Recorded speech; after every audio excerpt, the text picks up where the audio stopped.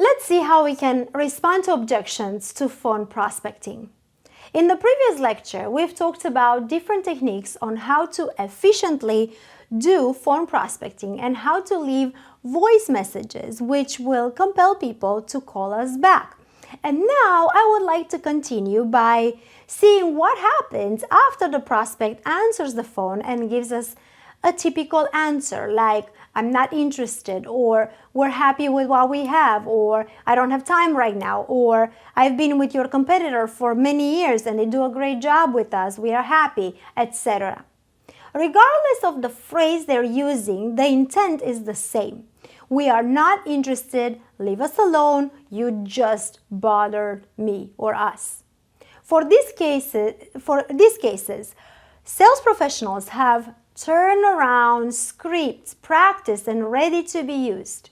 These scripts I practice with special voice intonations, making sure that they sound relaxed, authentic, and professional, because this way the salesperson can focus on the prospect rather than focus its mind on which words to use. Also, when you already know what you're going to say, because you have in front of you written by you, a script that gives you, self-control, that makes you feel empowered as well. Scripts to turn around things in an objection can be very efficient. And you can see that you can use that at work, and you can use that with people who speak in public. You can see those techniques in different situations. But in this case, the only way that you are not going to sound robotic and you will be believable, it's for you to memorize, rehearse, practice these turnaround spiels. Therefore, these scripts have to be worked until you sound like yourself. The purpose of these turnaround answers is to disrupt their expectations and their thought pattern when they push back to you with a rejection. And the way to do that is by using a disruptive statement or a question which will turn them around and bring them closer to you rather than pushing them away from you. A disruptor, if you want, it's something that will catch the attention because it's unexpected, and it's usually working because when we are presented with one disruptor like this, we stop in our thoughts, we stop in our path, and it's like a pull versus push process. There are three elements in this answer. There is an anchor, there is a disruption, and there is a question. So let's take them one by one. We've established that the initial physiological and emotional fight or flight response to rejection, it's something involuntary to us that most humans experience. But also we've established that we can take control of that emotion triggered by rejection if we want to do so. The secret to do this is by giving our logical brains a chance to catch up. For example, if we were in the forest and a bear suddenly walks into our path in front of us, the physiological reaction to the threat is exactly the same response that we feel when we get rejected by phone or in person. I've said before that our amygdala in the brain is hardwired to prepare us to survive, but it cannot differentiate between a real danger, like being exposed to a bear, or a fake danger, like being rejected. Lucky for us, there is another part of our brain, the front cortex, which can make this difference. But the problem is that our flight or fight impulse kicks much faster than logic. So we will need a few milliseconds for our brain to actually wake up and tell the amygdala that there is no real threat. This is the purpose of the anchor statement, to give our brain something to hold on to until our logical brain catches up, takes over, and manages the disruptive emotions that were generated by being rejected. This will bring us back to having control of the conversation. Okay, so the next step is to disrupt. And this plays an important role because our prospects have been conditioned throughout their life by the society in which we live to expect certain behaviors that every other salesperson exposed them to. And in that case, they are ready for a fight or flight. So the secret to turning around the prospect mindset is not giving them what they're expecting. And turning that around with a statement or a question, they will break that expectation. For example, when a prospect says, "We're not interested, we're happy with what we have," instead of saying that you have ways to make them even happier, if they will just give you a chance, which they expect you to say, because that's what every other salesperson who ever called them told them, you can say something different, unexpected, like, "That's great. If you're happy, you shouldn't even think about changing."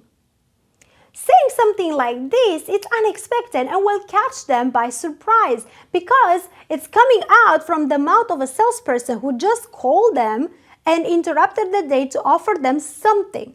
So it's really distracting and really, changing.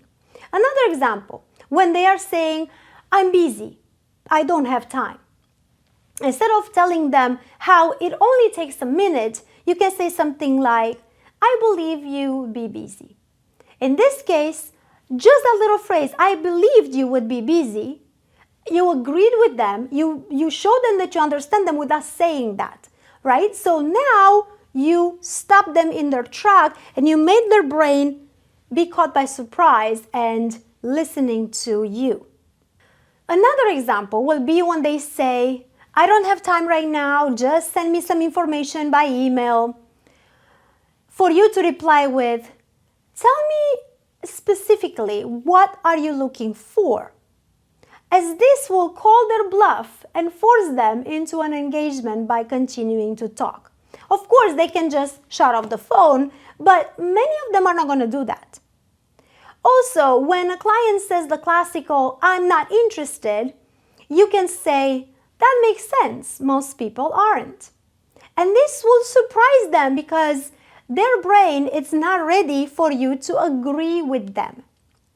So you can make these responses personalized, make them your own. But at this point in my career, I've learned to avoid responding ever with, "I understand." You know why? Because that's what every other salesperson tells them. And it's so insincere by now. They really don't understand. And people can recognize that and identify that with, "I don't care." So now that you know how to turn these conversations around by surprising their brain with agreeing with them or telling them something that they're not expecting, it's time to ask again for that commitment, because otherwise you will still not get what you want. You must ask for this commitment with confidence, with assumptiveness, and it has to be done without hesitation or without awkward pauses, directly following your turnaround script, which you created for yourself.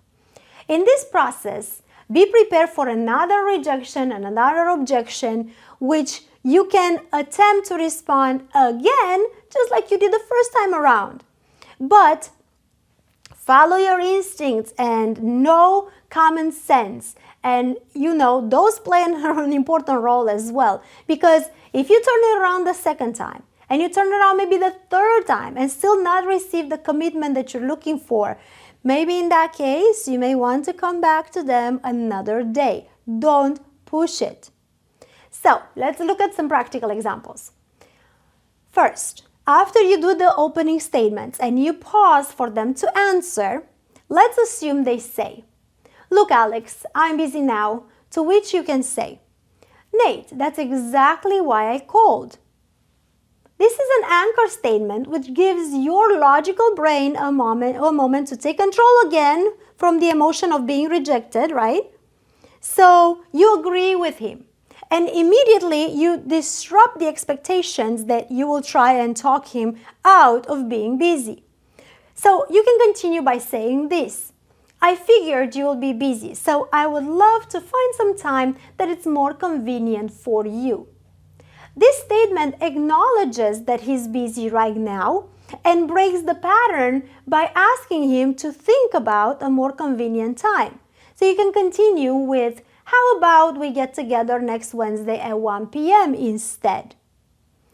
This way, you would make an assumptive, direct, and specific request. Example number 2. When the client says, I'm not interested, you can answer with, most people say they're not interested before they see how much we can save them. I don't know if my services will be a good fit for you and your company, but doesn't it make sense for us to at least get together for a short meeting to find out? How about this upcoming Monday at 11? Example number 3. When they say, we are really happy with our current packages, you can answer with, that's fantastic. Every time you're getting great service, you should never think about changing. All I want to do is come by and get to know you a little better, and even if it doesn't make sense to do business with me at the moment, I can at least give you a competitive quote that will help you keep those other guys honest. How about I come by Tuesday at 10? Of course, these are all examples that you can personalize and make your own by following the steps, or you can use them just like I provided them for you, word by word.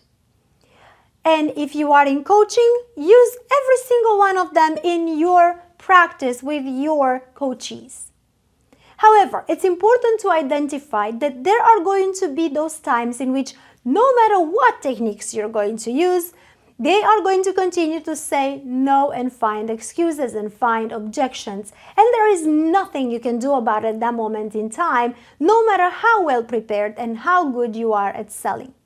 Often it has nothing to do with you or with your company or with whatever you have to offer.